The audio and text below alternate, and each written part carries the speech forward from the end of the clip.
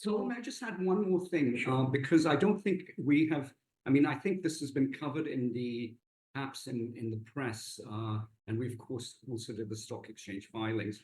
But since our last call, there are 3 more hotels that we have announced that are already now under development.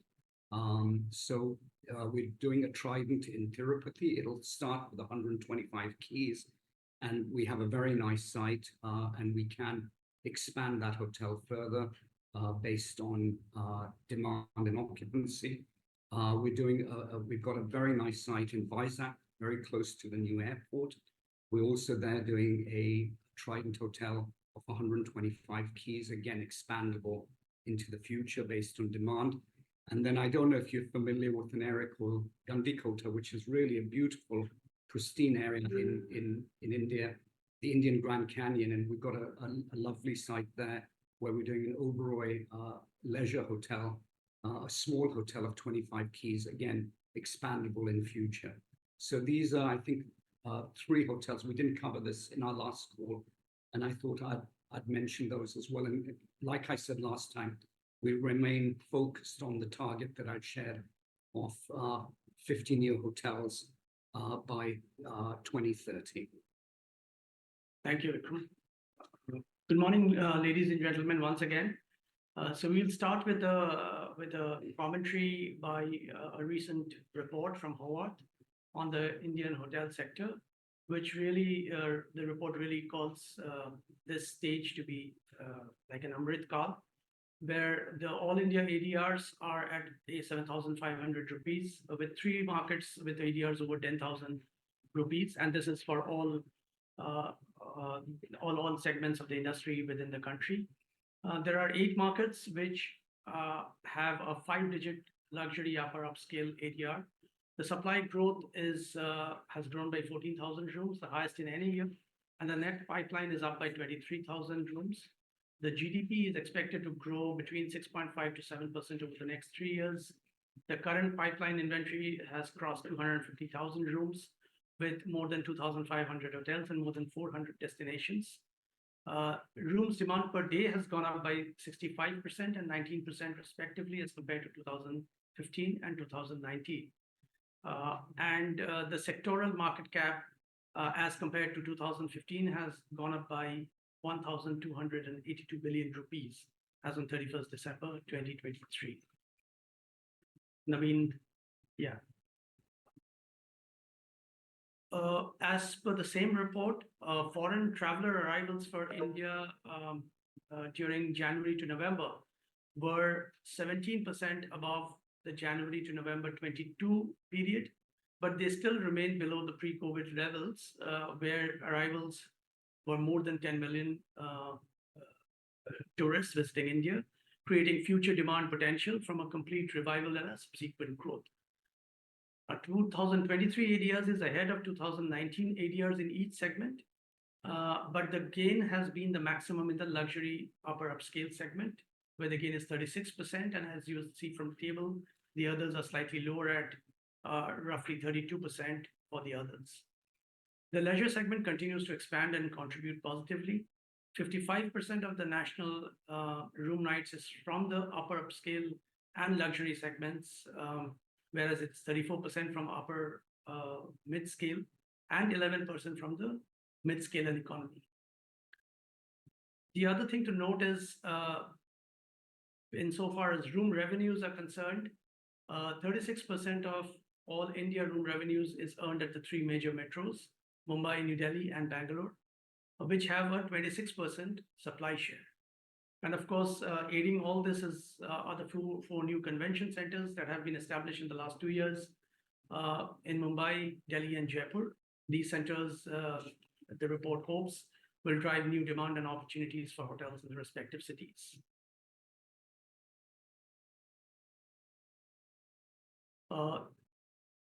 If you look at the industry statistics and compare them with the Oberoi and Trident hotels, which includes EIH owned hotels and managed hotels, the RevPAR growth at Oberoi and Trident hotels have been consistently higher than industry. And the chart is here, so I won't elaborate on the numbers here.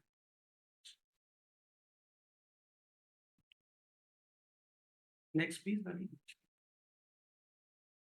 EIH owned and managed hotels continue to demonstrate RevPAR leadership over the STR competition set.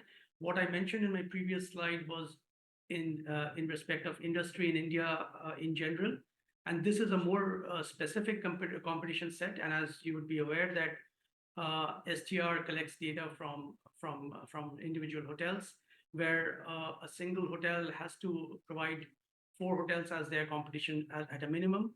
And when we use that and we compare the data from 2019 onwards, EIH managed and owned hotels have consistently been above the competition set, with the overall RevPAR leadership being at around 27%. So that's about 27% more than what the industry average or the competition set averages.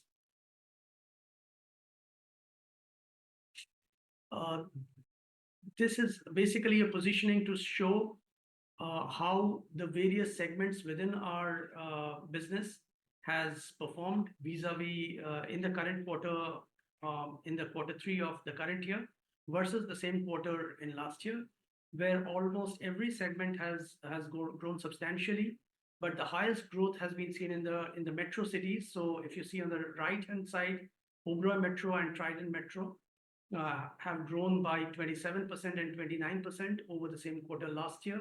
This is followed by other brand hotels, which we have, Maidens, etc.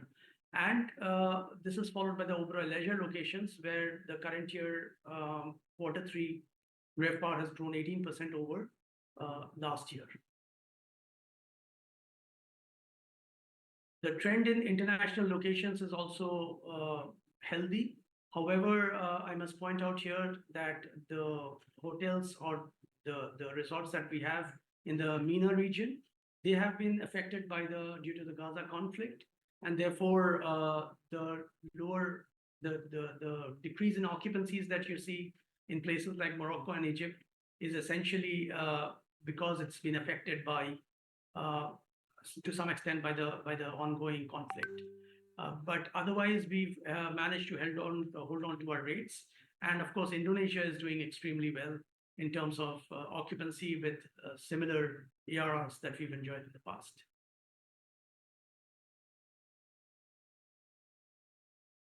The blue line here represents the hotels owned by EIH, and the yellow line represents all domestic hotels which are owned and managed by EIH. The RevPAR in both cases have grown, in the first case by 27%, and in the second case by 23% when we were to see year on year. Getting into a breakup of the month-wise occupancies and ARRs.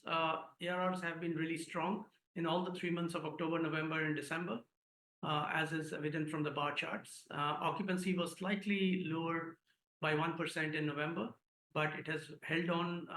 It has increased, of course, in October, and in December, it's held on to very high occupancies of 84%. So overall, in Q3, the overall occupancy was a high 79%, against 77%, with an average room rate of close to 20,000, as compared to 16,700 in the same quarter last year. A city-by-city positioning. Agra has really rebounded back with a 39% RevPAR growth, and this is primarily with the influx of foreign tourists back. Mumbai this is followed by Mumbai, Calcutta, Hyderabad, Udaipur, Delhi, of course, and so on and so forth. Shimla and Chandigarh continue to be affected because of the negative environment conditions. And international, although in general it's a healthy trend, and most of our locations have done well, but the RevPAR has slightly degrown because of the impact of the Gaza conflict or the Middle East conflict on the various hotels around that region. Direct segment continues to have strong tailwinds. Corporate has also picked up from where it was in the past, and leisure and MICE also is seeing pretty steep upward trend. The flight catering and airport lounge business has collectively, these are collective numbers for both the catering and the lounge business. And this is a substantial improvement and it's a strong bounce back with strong margins of about 35%.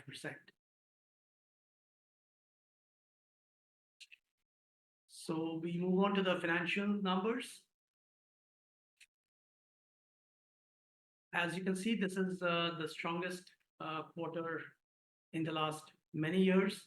In fact, the strongest quarter that we've seen in the history of the company, with an EBITDA of 309 crores for the quarter, revenues of 680 crores, and a PAT of 187 crores. Consolidated performance for the quarter has also been extremely strong, with total revenues of 770 crores, EBITDA of 353 crores, and PAT of 230 crores. The standalone funds position continues to improve, and as you can see from the COVID days up to here, the journey has been really remarkable. The same is in case of the consolidated funds position. If you can move on, Naveen. So the consolidated funds position is about 684 crores as on 31st December 2023, which really places the company in a healthy position insofar as the balance sheet is concerned, and obviously provides access to funds for future growth ambitions of the company.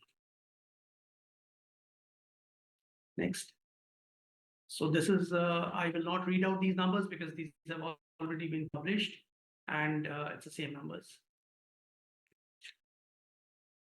These are trends in the revenue, EBITDA, PBT, and PAT from quarter on quarter. And for all our friends who are interested in following trends, these charts may be relevant. These are the consolidated performance highlights. Same quarter on quarter trends from quarter 1 of FY22 to quarter 3 of FY24. Of course, all the performance that has happened is in terms of, it's not only in terms of financial success, but the awards that the company and the brands have really garnished. We've also been awarded by the CII DX Awards for digital transformation. So this is a list for everybody who's interested to have a look. The business footprint is for informative purposes. And with that, I will end the presentation here. We are happy to, of course, take any questions that you may have. Thank you so much. Thank you, Kalal. Thank you, Vikram. Thank you. Friends, we open the floor for the Q&A session now.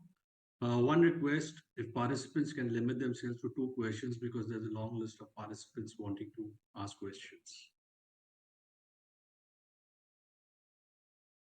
Just wait for a couple of minutes while the questions line up.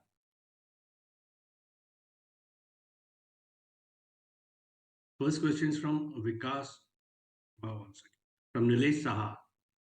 Nilesh, please go ahead. Yes. Hi, are you able to hear me? Yes, Nilesh, loud and clear. Please go ahead. Okay, great. Just, okay, great.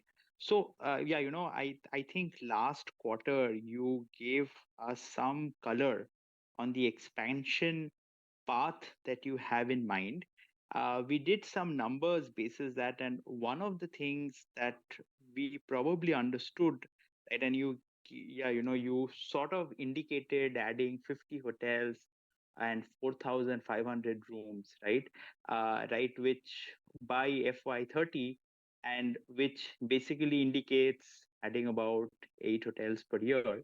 But and also indicates probably slightly smaller hotels of 80-90 rooms per hotel, right? Which is where I wanted to understand how your thought process is shifting on the market, because what we see on the market is that really in the big metros, the demand is really focused a lot around MICE, right? And that typically requires bigger hotels, right? Now, from your point of view, how do you see your, what is the size and scale of the incremental hotels that you're planning? Do you feel there is room for you to have multiple hotels in the main metros like how you have in Bombay? And yeah, do you think that at the kind of ARR and occupancy you would like to be, you can, with that in mind, what is the right kind of size and format that you are planning, right? And is there a way that you could also capitalize on the MICE opportunity that we see in metros? Right. Thank you. Thanks, Nivation. That's a great question. Really, the size of the hotel or the number of keys that you have really is dependent on the location that you're going to open a hotel in. Now, in leisure destinations, where we're going to see quite a lot of our growth, there will be smaller hotels. And if you see our Oberoi resort hotels, they have a very high rate and a very strong RevPAR. And I think Kalol had showed some of that in his chart today. So in city hotels, inventories will be larger, but again, probably in the region of, let's take the Oberoi Bombay. We're sitting at the Oberoi Bombay.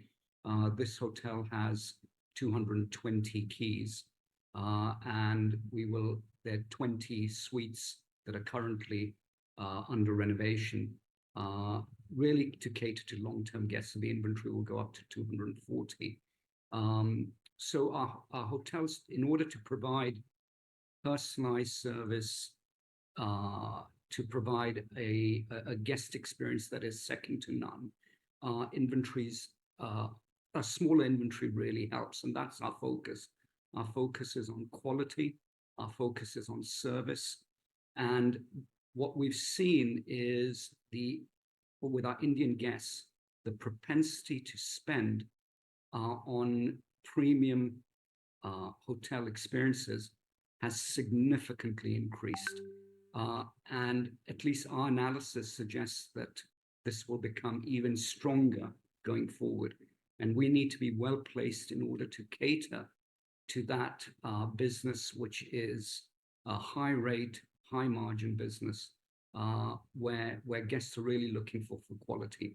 So that's the first thing I'll say. The second thing, on your point on MICE, again, very, very valid question on MICE.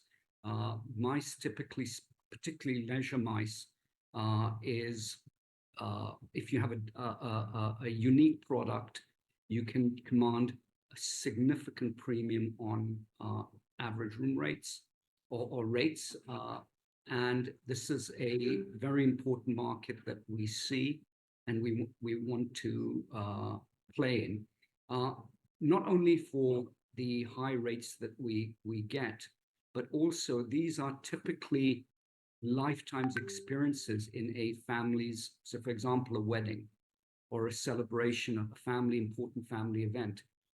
We want to be the hotel of choice where these events take place, so that when people look back, they associate their family's important events with either an Oberoi or a Trident hotel. Now, I mentioned we're opening hotels in Tirupati, in Vizag, and we're ensuring that we create adequate MICE space to really cater to this segment in a very effective and unique way.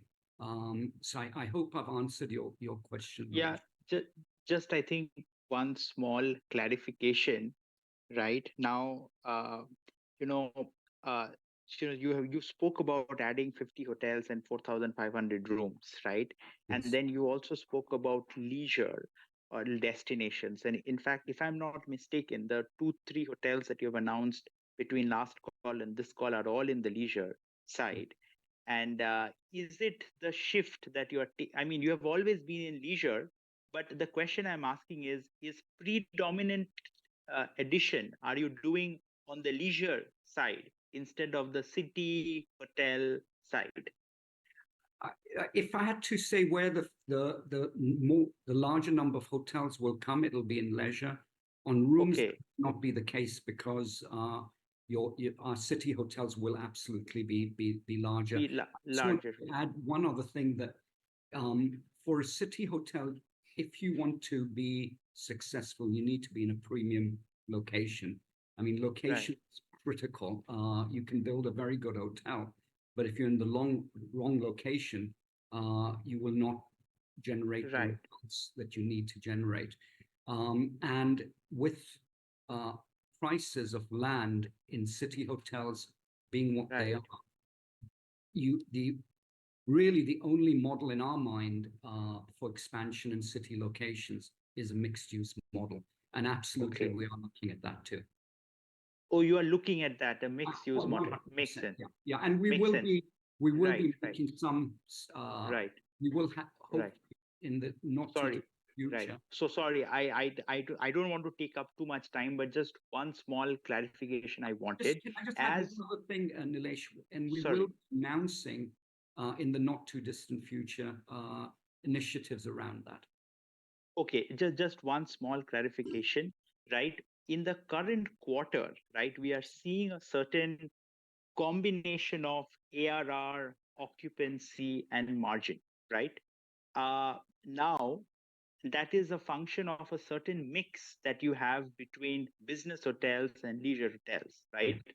If you are incrementally doing more leisure hotels, right, on a round the year basis, right, in the leisure hotels, right, you could argue that your ARRs could be higher, but maybe the occupancies on an year-round basis, I would probably imagine that they are lower. And in that sense, could you comment on how we should think about that and the margin profile as you shift incrementally towards leisure hotels? Absolutely. Thank you. That's the last question. Thank you. So Nilesh, our margins in Oberoi leisure hotels, number one, our rates are significantly higher. Number two, you're absolutely right. The occupancies are lower because it's more seasonal. But our margins are the highest in Oberoi leisure hotels. I don't know if I can give specific hotels. I can't. But our margins are significantly high in Oberoi leisure compared to Oberoi City, Trident City, and they really are at a big premium over the other hotels. So expanding in leisure will actually support our margins rather than detract from our margins. Thanks, Nilesh. Nilesh? Yeah, I think there's some connectivity issue. No, that's all from my end. Thank you so much for your detailed responses. Appreciate my it. pleasure, Thanks. Nilesh. Thank you very much. Thank you, Nilesh. We take the next question from Saket Mehrotra. Saket, please unmute yourself and go ahead. Hi, am I audible? Yes, you are. Please go ahead. Good morning, Saket. Good morning. Good morning to you, sir. Just had a question on the note 5 in your earnings. There was a mention of a vacant freehold land in Gurugram being converted to PPE. Are we planning any development on this? What's the rationale behind this? Just if you could tell us something about it. This land is in Sona, and it would be premature for me to comment on what our plans for that are. It's a lovely land in a very good location, very close to Gurgaon. But I don't want to say anything beyond that at this point, if that's all right. Okay. And is it closer to that belt where you have Grand Bharat and all these other resorts? Is it in that stretch? It's probably better located than that. Okay. It's not far off of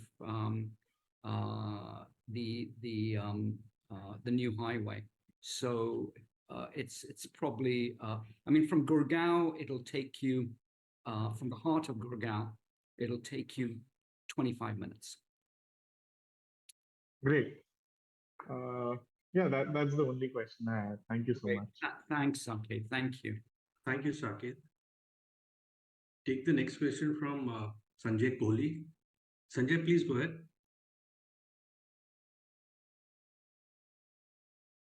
Sanjay, please unmute yourself and go ahead.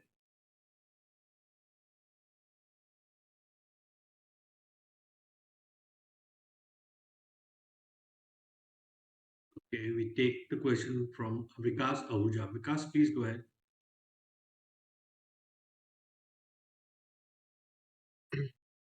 Hi, am I audible? Yes, you are. Please go ahead. Hello, Vikas. How are you? Yeah, hi, sir. Good morning and congratulations on such strong numbers. I have a couple of questions. Number one is related to, we have been witnessing a 20 plus K kind of ARRs now for I think second consecutive month. So if I talk about, from November, December, taking it to January and, early February, are we seeing this trend holding up? Yes. Getting average rates of 20K? Sorry, Vikas, your voice is speaking a bit, but I think you're saying, if I've understood you correctly, your question is, will we continue to see, or are we seeing these strong rates going into the future in the months of January? Well, January is already over, and February as well. The answer to that is yes. Yes. I mean, I was just trying to understand if this 20K is holding up. Secondly, if I look at the overall RevPAR of Mumbai, especially 34%, and if I look at some of your peers who have reported numbers, they reported Mumbai RevPAR was more like in mid-teens. So what led to this, strong performance compared to maybe even your larger peer in terms of market cap? So I can't talk about the competition because, but what I can say is, again, the very basic stuff. We focus on the basics. It's looking after our guests. It's maintaining our hotels. It's providing service and care, really heartfelt service. That's what we are committed to doing, and being the hotel of choice. And hopefully, if or not hopefully, but guests value that and therefore are willing to pay a premium for it, which is reflected in the numbers that you see. Sure. And also, you have talked about adding 15 hotels by 2030. Is it possible to give some maybe rough color on how much is going to be on managed, how much would be owned, and maybe in terms of what would be the leisure versus, the corporate hotels? If any color around that would be great. So because as and when we have information to share, we will absolutely share it. And if we could leave it at that, I'd be really grateful. Like I said, we've announced three hotels. Hopefully we'll have more good news to share, and we'll continue to share that with you. And of course, along with all compliances, inform the stock exchange, etc. So maybe Vikram, I'll just add one bit to it. These three hotels that we're speaking about are completely new hotels, but two of the other hotels which were already under construction and are scheduled to open, they are absolutely on track. Maybe Vikram, you want to elaborate on that? No, that's yeah. So therefore, effectively, in the current year, we're going to have two hotels coming in, which is already in advanced stages of construction and completion. Sure, that's helpful. One final question I have is on margins, and this time, there was a very, very strong execution there. Employee cost, I think it gone up 11% Y and Y. But what we are hearing that the employee cost overall for the business is kind of going up. So do you think there is a risk of this number accelerating going forward? And secondly, in other expenses, what led to because that has not increased. So if you can just maybe quantify what led to other expenses being where it is. Thanks a lot, gentlemen, and best of luck for the next quarter. On employee costs, this has been we've really, one of the things we do is conduct a Aon employee engagement survey. And one of the things that has come out in that, and it's an industry-wide phenomenon, is really the balance between one's working life and one's personal life. And we've made a commitment to our colleagues that we will do our best to ensure that they have that balance. So that's really a reflection of that. It's not so much a reflection of huge wage escalation. So that was the first thing I'd like to say. On the other on consumption, etc. I don't, Claude, Yeah, consumption is obviously improved as a percentage of revenue because with growth in rates, the flow through to EBITDA is obviously much higher than the growth would have happened through only increase in occupancy. But there are a couple of things for which the other expenses are slightly higher, and those are all supporting the business. For instance, repairs and maintenance. As an organization, we've never shied from carrying out the repairs and maintenance and renovations that are due. That's slightly higher. We have also, over the last several years, been very attentive to ensuring that our compliances and our legal sort of cases, etc., come down, and they're getting resolved one by one. And of course, there's some attention towards that. Therefore, some consulting fees towards those expenses have also gone up. And the other increases are generally in respect of, let's say, marketing efforts, etc., where we believe that our positioning needs to remain where it is and improve further. And therefore, there's a lot of impetus that we are currently giving on our marketing expenses as well. So yeah, by and large, that is what it is. But on the other hand, we are also saving costs. For example, in several of our hotels, we have introduced the solar power, which has effectively, although it has an initial upfront cost, but it gives an advantage over several decades. So I think all in all, it's more or less under control, and we don't see it going out of control in the foreseeable future. Sure. Thanks. I was actually looking for the savings, because when we look at Y&Y increase in revenue, it's 26%, and other expenses only 8%. So I understand power was one of the which led to So because I answered that in the first answer, is where if your flow through is better because of increased rates, which has always been our endeavor. Of course, occupancies are also 80% plus. So therefore, that really ensures that even if your costs go up marginally, it doesn't really matter. And also the fact that it's a large part is fixed costs. So when you drive incremental revenue, it's only flow through. Yeah. So yes, I understand. Thanks a lot, sir. Thank you. Thanks so much, Vikas. Thank you. Thank you, Vikas. Take the next question from Sanjay Kohli. Sanjay, please go ahead. Am I audible now? Yes, you are. Please go ahead. Thank you. Hello, Sanjay. Mr. Oberoi, thank you. Fantastic results. Congratulations. And it's wonderful to have seen these results come, and the markets are also giving you a thumbs up. Great quarter. Thank you, Sanjay. Thank you. So, Mr. Oberoi, my question was on, if you're on some of these destinations where we don't have a presence currently, and how you are viewing them, if you were to sort of look at it from a point of view of, religious destination or, a resort destination. I suppose a religious traveler also probably views it as a resort destination. But, we're looking at cities like Goa, Amritsar, Varanasi, or some of the possibilities of southern Indian resorts. How would you sort of prioritize? Sanjay, we need to be in locations where our guests travel to, and that will be our effort to, whether it's a religious destination, a leisure destination, or a city destination. Our focus should be in opening our hotels in locations where guests who are loyal to either of the brands can stay with us in those locations, and that's the focus of will be the focus of our expansion as well. Now, in some leisure destinations, they may be destinations that guests don't travel to now because they may not have suitable hotels.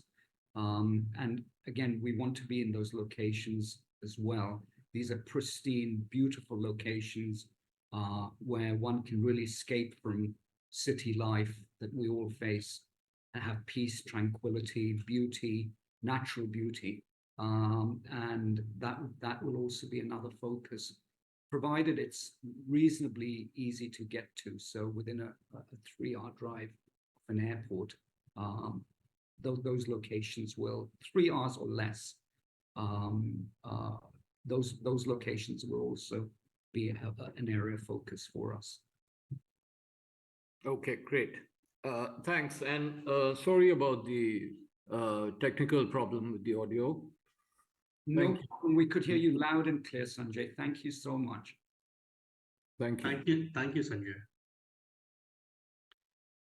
We take the next question from Saurabh Patwa from Quest. Saurabh, please go ahead. First of all, congratulations and for the great set of numbers. Just two questions, sir. One is on the current quarter numbers. They reflect a very sharp improvement in Mumbai specifically. Is it also to do with have we been able to do some brownfield capex here, which has now started which has led to higher rooms, or I think we were to open the banquet, which was closed for some time. Has it opened this quarter? Yes. So we've done just to highlight some of the renovation we've done in Bombay. We renovated the main function room and the adjoining rooms. With that, we've also renovated the lobby and the lobby bar area or the lobby lounge area. We brought in some F&B there as well.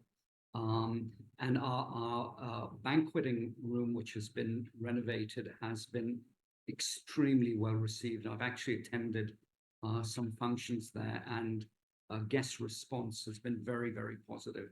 I was talking to a couple who said a member of their family was getting married, and they were absolutely going to hold it in Trident Nariman Point in our banqueting area, because it in many ways is unique, the way we've designed it and the way food is served and presented. So I think that will yield results.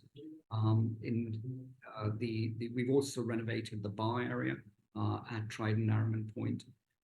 We will be doing the restaurants as well in future, and we're also doing the 20 suites at the Oberoi Mumbai, which are designed really to cater to guests who want to stay longer.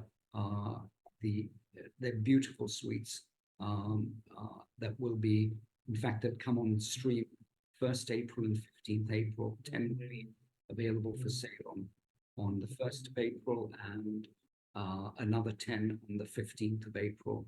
And these really are designed to cater to guests who want to stay longer.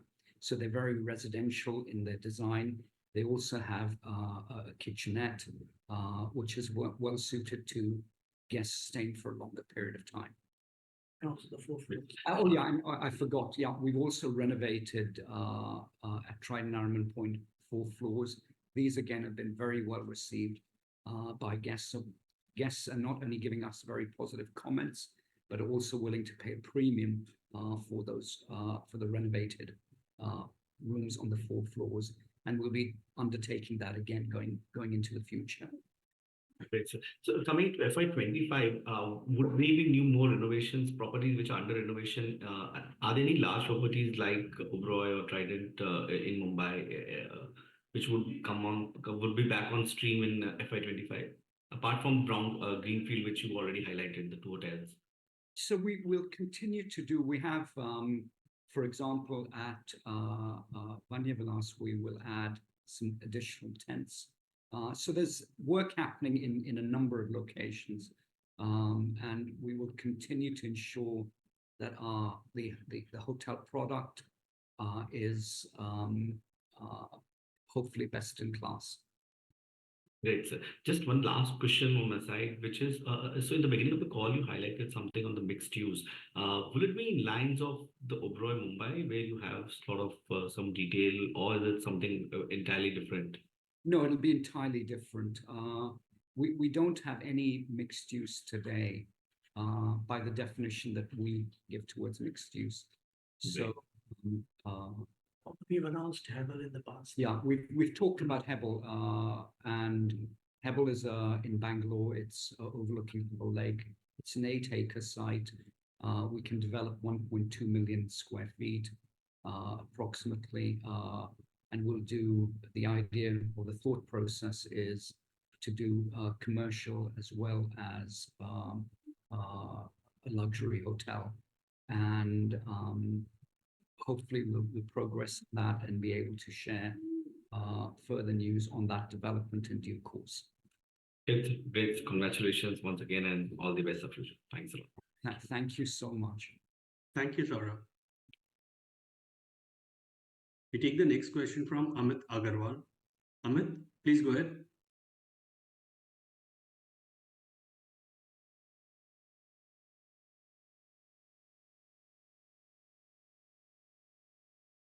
Amit, please unmute yourself and go ahead.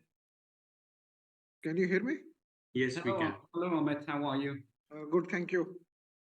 Sorry for joining the meeting late. Just wanted to know how confident of you are you about retaining Wildflower in Shimla? I just want your true opinion. Amit, I would prefer not to answer that, but if you read our UFR or what we published and the note on Wildflower Hall, it'll give you all the facts that explain how confident we should be. So if you haven't read that, I'd really suggest that you read that. No, I've gone through that. I just wanted your opinion. How confident you are? Like, how strong is our case? How strong is our case? If you can say that. It's as strong as what is written in that document. Okay, and because many new properties are coming up and we are just managing the properties. So can you give some what is the managing revenue per quarter in as a segment?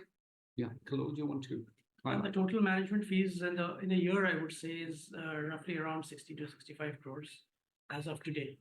But obviously, with new management contracts coming up in the years going forward, it will be higher.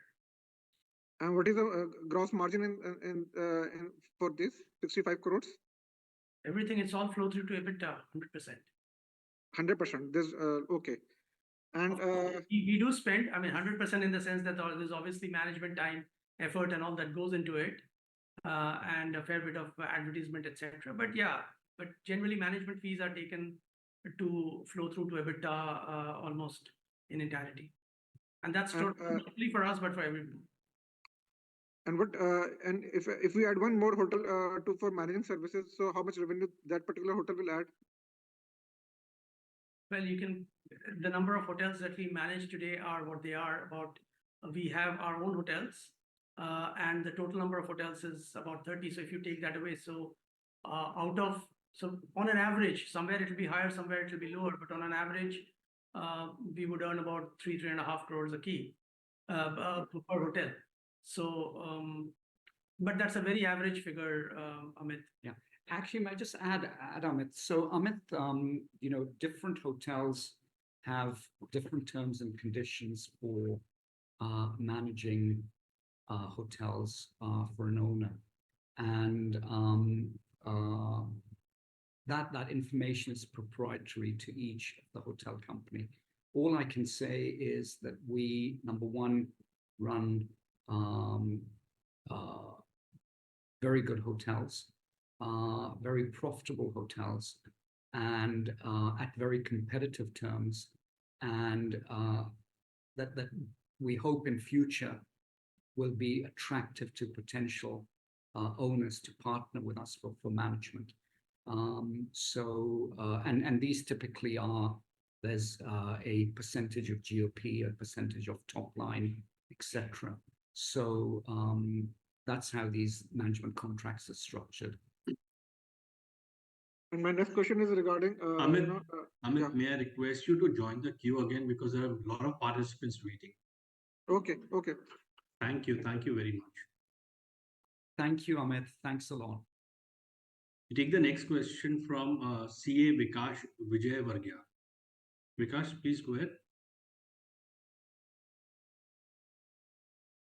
Hello. Yes, Vikash. Hello. Yes, Vikash. Yeah, one thing.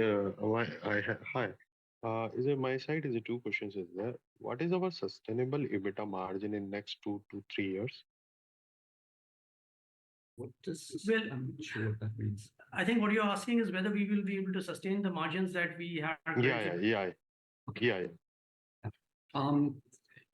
We're confident of sustaining those margins, yes. Hello. Yeah, because we're confident of sustaining those margins into the future. Whatever in the current quarter is there. I would say please look at the 9 months rather than the quarter, because it is a understood. business, and typically rates and occupancies are much stronger in quarter 3 and quarter 4. Okay, understood. And regarding of these 3 Reliance co-managed properties, there one is a Mumbai, Gujarat, and another one is a UK. What is our current status is there, sir? I really don't want to comment on it other than the press release that was issued by Reliance. So I'd just urge you to look at that. I'm sure you've already looked at it, and that's the position. Okay, understood. Thank you. Thank you on my side. Thank you so much, Vikas. Thank you. Thank you, Vikash. We take the next question from Bharat Sheth. Bharat, please go ahead. Yeah, hi. Congratulations, Mr. Oberoi and Mr. Kondu. Thank you. We would like to, some of the greenfield that we have already announced, like in Andhra and as well as some of the. So, can you give some color when we are expected those to become operational and size of those hotels? Yes. First of all, it's nice to have you online again, Bharat. I hope all is well.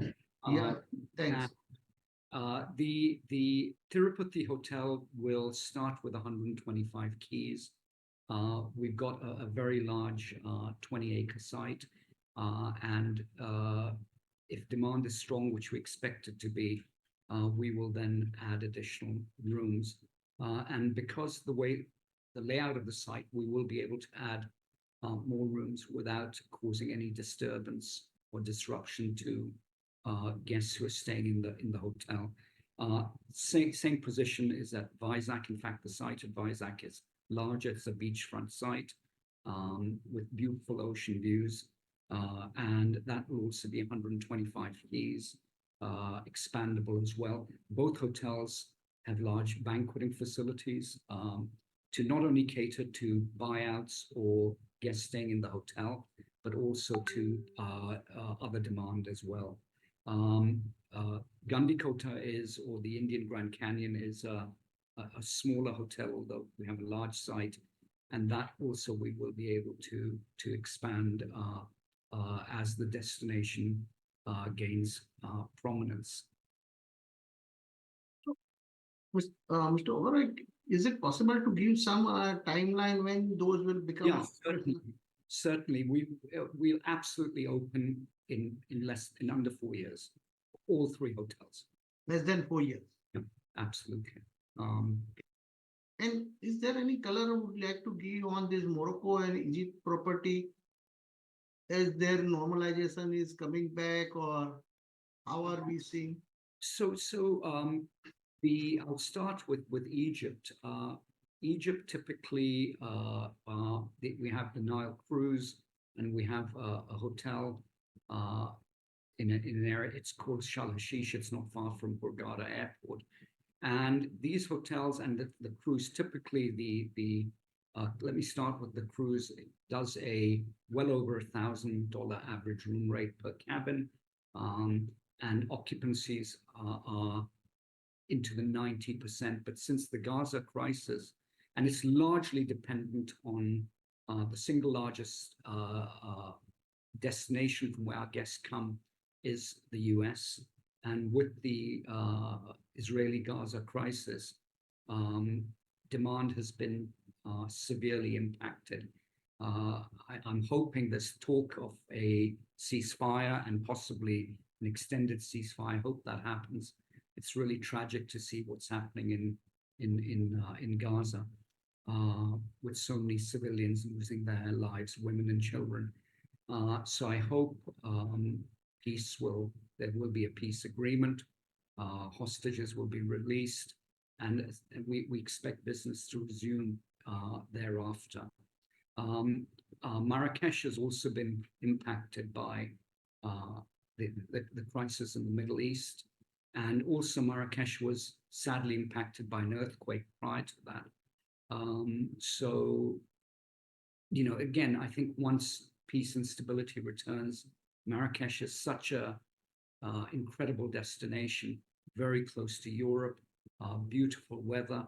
So we hope that once stability returns, we'll see occupancies pick up. The hotel does a very, very good average room rate of over $800.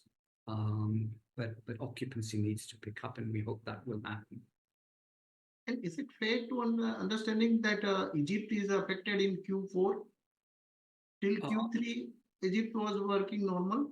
No, it's Q3 was also impacted. I mean, the crisis in Gaza is now coming up on probably close to 3 months. I can't remember exactly, but it's probably around about 3 months. And there was talk even, when the hostages were taken, I think the Israelis reacted quite quickly. So it's about 3 months, and absolutely was impacted in Q3. Large amount of cancellations. Thank you very much, and all the best, Mr. Oberoi. Thank you, sir. Thank you very much. Thank you, Bharat Bhai. Take the next question from Ashwini Damani. Ashwini, please go ahead. Hello, sir. Congratulations for a very good set of numbers. So I just wanted to understand a few things. If we look at the average room rates, which is closer to 20,000, this translates to an approx US dollar rate of around 240. We were looking at some data sets from Hoteliviate, and in the past, this has peaked at around the same levels. Do you think that there will be enough and more pricing power, or I understand that these rates are similar to what these rates were in 2007, but do you think that there will be a breaking point beyond which you may not have a pricing power? So Ashwini, I think it's a great question. I mean, I really thank you for asking this question, because my personal view and my perception is that India, and I'm not only talking about our hotels, we have, as a country, very good hotels, whether it's Oberoi, Leela, or Taj, and others. High quality hotels, good service, but we're relative to what a quality of hotel like this would cost elsewhere, we are extremely underpriced.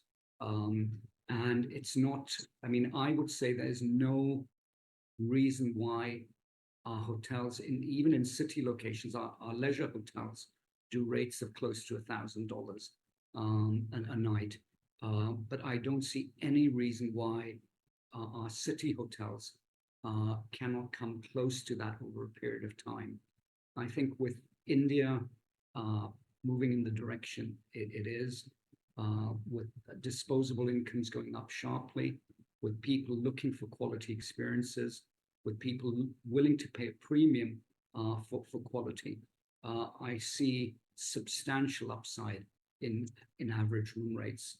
And I will still maintain we are extremely underpriced right now. And there's no reason why that will not increase over time. Thank you, sir, for that. So just a counter question to that. There were newspaper reports also, and as a traveler myself, I sometimes feel that the hotel rates in India restrict our traveling. Probably sometimes it's cheaper to travel to a southeastern country than travel within the country for the same experience. So if I could go to a Goa, it's costlier than going to say a Thailand or something, or even a Vietnam. So, and hotel rates are playing a key role, airfares too. So how would you address that? Yeah, I think, again, I think I covered that, Ashwini, but again, a really valid point that you raise. Oberoi leisure hotels, like I mentioned, have rates of close to $1,000 a night. Certainly in winter, and it's a little bit lower in the summer months. So they are comparable to other hotels around the world for that quality. So if you stay at, let's say, I'm just trying to pick a city. If you travel to Thailand and you stay at, one of the leading hotels in, for example, Phuket, or if you travel to the Maldives, they're frightfully expensive in the Maldives. But Phuket, you'll be paying for the top hotels. The Aman is a very nice hotel. In Phuket, it would have rates of well over $1,000. And there's no reason why our hotels are any less. In fact, I would like to think that, not specifically talking about Aman, but in general, Oberoi leisure hotels are certainly at par, if not better than any other hotels around the world of that caliber. But our leisure hotels are in that price range already, where we're not.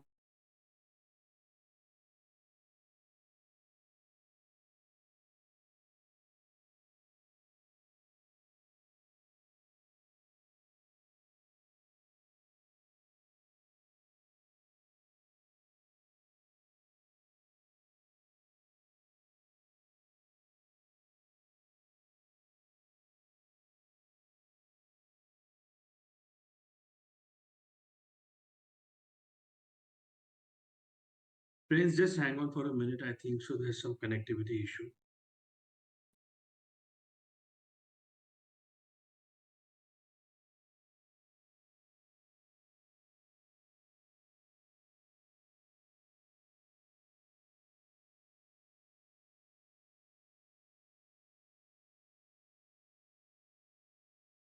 Friends, just give me a minute. I'm speaking with the management. Hello?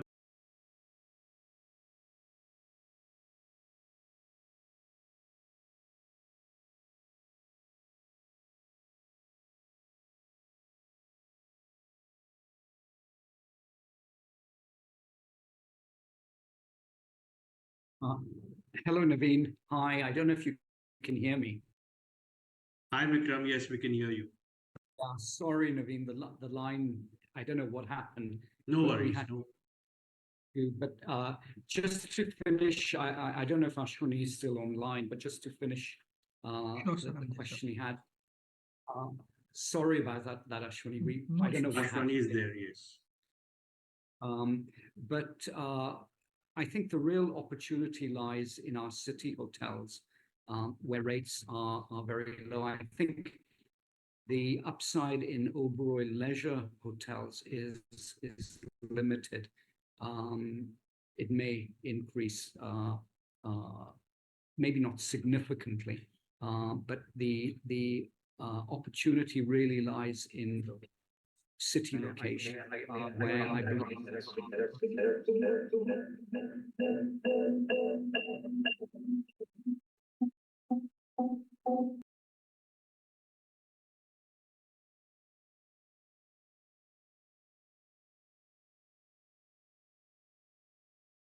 Can you hear me? Yes, sir. I think I got your answer. Thank you, sir. Your answer gives us a lot of confidence. Thank you for that. Thanks, Ashwini. Thank you so much. Thank you, Ashwini. We take the next question from Rajiv Bharti. Rajiv, please unmute yourself and go ahead. Yeah, good afternoon, sir.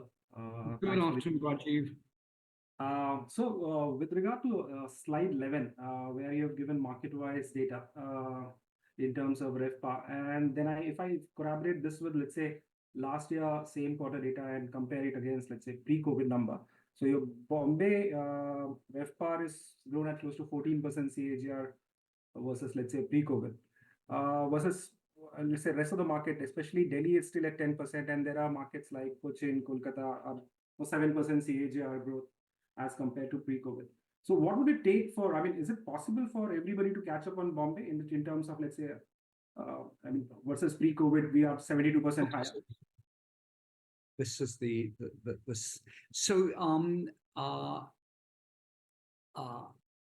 again, it really, Rajiv, will go city by city. I can't give you an answer that says everybody's going to catch up, or it really varies from one, actually on the hotel itself. Actually, you talked about Cochin. Cochin is unfortunately one of our worst performing hotels, and the growth you see is on a low base. So really, I can't answer that question. If is there up potential for Delhi to improve substantially? There is. Calcutta is a little bit more price sensitive. Bangalore, there's some headroom. So it really depends from location to location. Yeah, that helps. But my question was, for example, if you compare Q2 data, Delhi was, let's say, in terms of recovery versus pre-COVID, it was, let's say, the top performer in your portfolio at a 16% CAGR. And now it is Bombay, which is 14% CAGR. And you explained partly that, you've opened some facilities in Bombay, and which helps. So will it take, would you have to invest in other properties for this rates to catch up in other markets as well?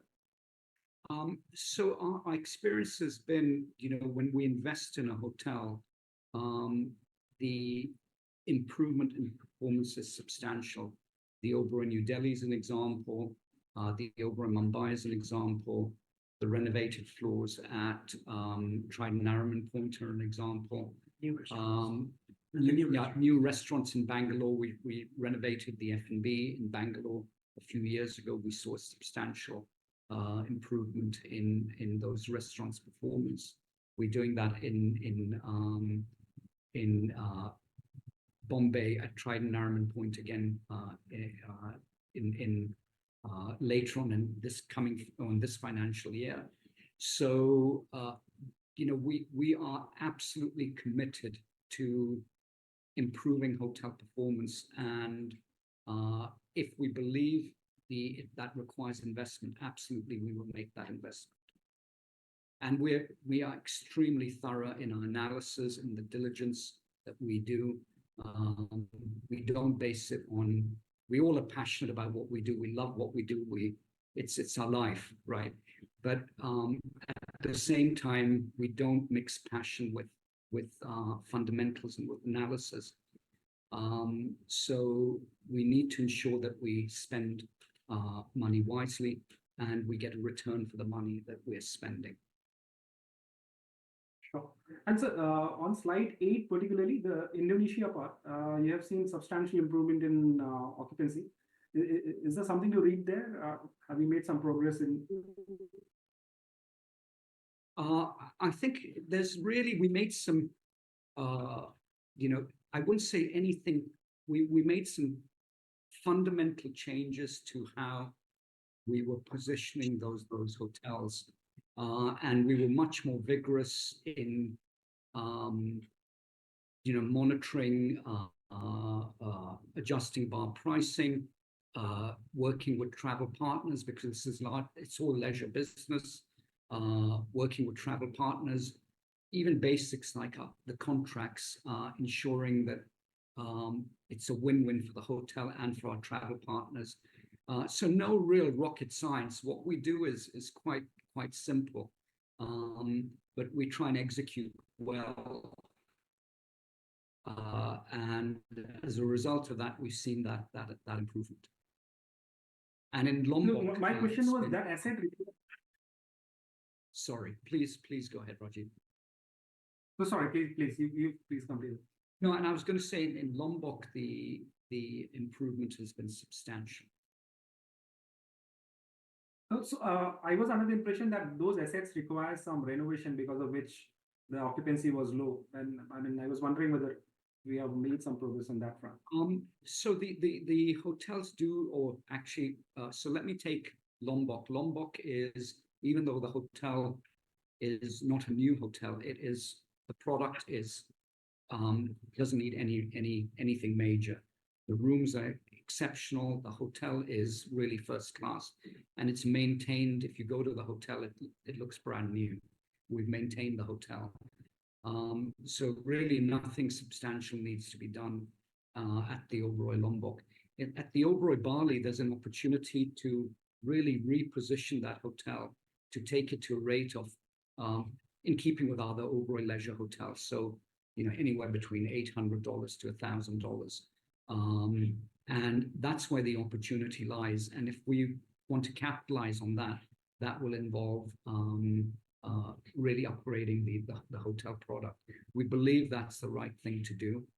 We believe that the hotel could be a market leader. It's got an amazing location, very nice beach. It's a unique product, and it just needs a product upgrade in order to drive those kinds of average room rates with a strong occupancy. And our analysis has shown, we looked at, I think, probably the last 15 years of data for the comp set in which we currently operate. We also looked at the comp set where we want to operate, and clearly the numbers and the growth is coming in the comp set that we want to operate in, the premium segment. So that's where we believe the opportunity lies. Great. Thanks a lot, sir. That's my pleasure. Thank you, Rajiv. Thank you, Rajiv. We take a question from Dhruv Agarwal. Dhruv, please go ahead.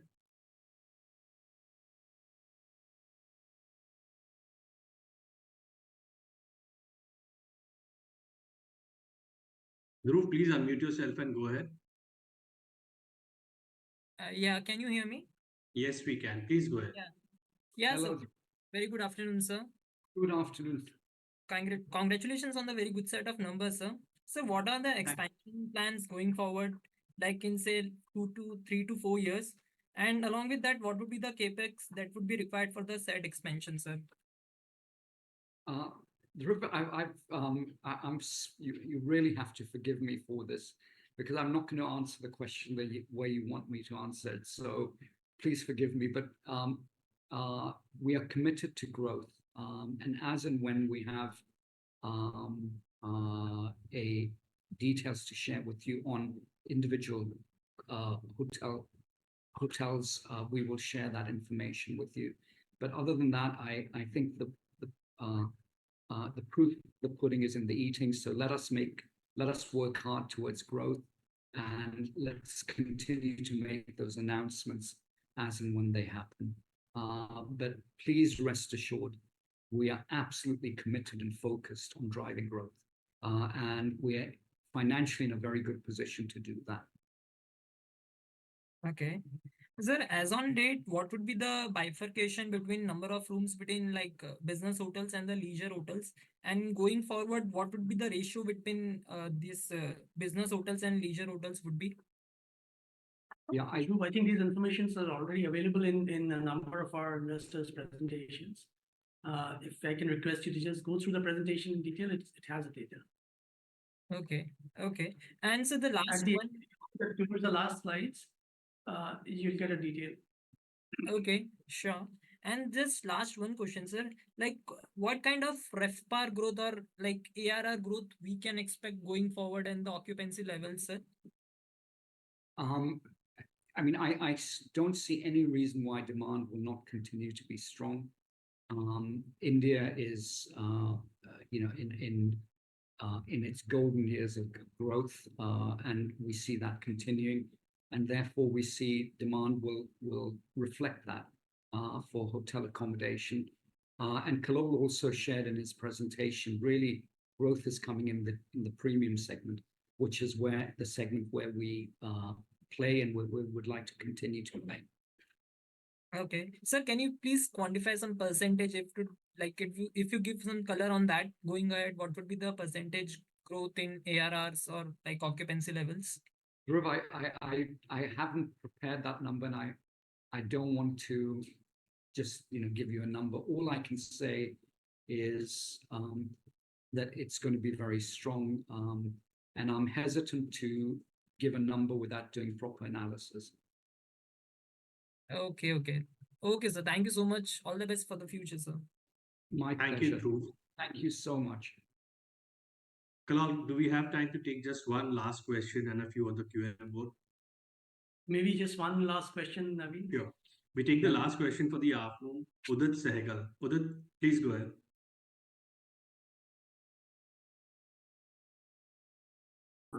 Hello, can you hear me? Yes, Udit, please go ahead. Yeah, sir, I wanted to know a bit about the airline catering business. I mean, are we doing domestic and international, and what is the trajectory we see going forward on that? So we're very positive about that business. Our focus has been and will continue to be on international, although we are doing some domestic as well. And we have a strong domestic airline partner that we work with, and we will continue to work with them and nurture that very important relationship we have, as we have with our international airlines as well. Kalol and I are both, and the gentleman who heads that business are very positive about the future of that business. And that's reflected in the numbers that Kalol has already shared with you. Good. Presentation. So what is the scope of scaling that up? And I'm sure there could be operating leverage at play as well. I mean, we could expand the margin. Yeah. Kalol can answer that question. Yeah. So we are already we still have a lot of capacity to utilize because our kitchens have been built to be very modern and contemporary. We've just renovated our Bombay kitchen, so we have plenty of capacity. So therefore, and you know that there are several airlines even within India which are amongst the highest purchasers of aircraft in the next several years. So therefore, we don't see a dearth of capacity, and we have the capacity to fulfill that as well already. Thank you so much, sir. And one last question, Mr. Oberoi. You had said in the starting, you see certain areas where we could further improve. If you could just share that with us. I can't remember the exact context in which I said that in. So if you can just remind me, then I can be more specific in my answer. Somebody was congratulating you on the results, and you said, I think there's some areas we can still improve further. That we can improve in every area. We cannot be complacent. I mean, we have to strive for perfection in everything that we do. And perfection is a moving target. So that's one. But I think maybe, and I'm not sure, you have to forgive me, I don't remember exactly the context in which I said this, but I think there is opportunity to look at any hotel, any area of our business that could be performing better, and really drive or create a plan that helps improve that performance. So that's one. The second one is that when, if we continue to upgrade our product or our hotels to really be at a premium level, that always yields results. And we've seen that on multiple occasions. So we will continue to do that as well. Okay, sir. Thanks a lot. Thank you, Udit. Thank you so much. Naveen, thank you. Thanks so much. And friends, we've run out of time completely. Kalol, can we take the questions on the Q&A board, or should I mail them to you? Yeah, I think if you mail the questions to us, like in the past, we will be more than happy to address them. And of course, from time to time, we keep meeting investors through various channels. So we are happy to answer any questions going forward. Since we've run out of time, I'd like to hand over the webinar to Vikram for any closing remarks. No, Naveen, just other than thanking everybody for participating and thanking you, other than that, nothing. And I enjoyed speaking to all the participants and doing my best to answer the questions along with Kalol. And thank you for all your good wishes. We really appreciate that very much, and it gives us additional inspiration to continue to do the best we possibly can. Thank you. Thank you. Thank you very much, Vikram and Kalol, for taking the time out. And I look forward to hosting you again for the full year results now. Thank you. Bye-bye. And have a nice day. Thank you. Thanks so much. Cheers. Bye-bye. Bye-bye. Bye. Bye. You're getting serious investors. Record.